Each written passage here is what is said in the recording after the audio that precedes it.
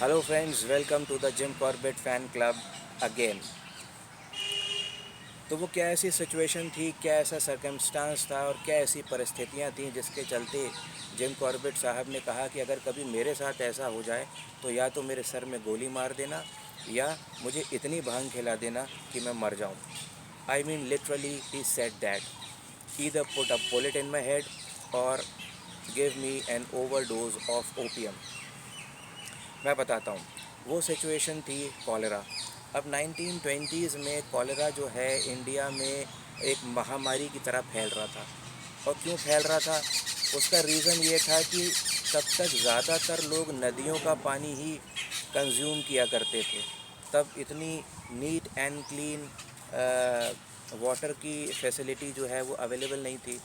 और नदियों के पानी में होता है एक बैक्टीरिया जिसको हम लोग कहते हैं विब्रियो कॉलेराई, जिसकी वजह से ये कॉलेरा नामक बीमारी होती है। It's basically a stomach infection, जिसकी वजह से बॉडी वाटर को एक्सेप्ट नहीं करता और सीवियर वॉमिटिंग और डायरिया की वजह से जितना बचा कुचा वाटर है बॉडी से वो निकल जाता है। जिम कॉर्बेट साहब को इससे बहुत डर लगता था।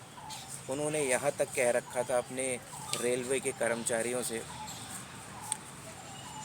कि अगर मेरे साथ कभी ऐसा हो और मैं कॉलेरा की चपेट में आ जाऊं तो प्लीज़ या तो मेरे सर में गोली मार देना या give me an overdose of opium.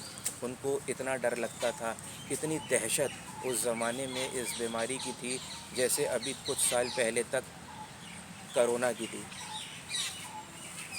लेकिन इसके बावजूद भी आप देखिए, अगर कोई भी कर्मचारी उनका इस बीमारी की चपेट में आ जाता था तो कॉर्बेट साहब उसको पर्सनली अटेंड करते थे, उसकी सेवा टहल करते थे, उसकी तीमारदारी करते थे और उन्होंने बहुत से कॉलेरा के पेशेंट्स को मरने से बचा लिया।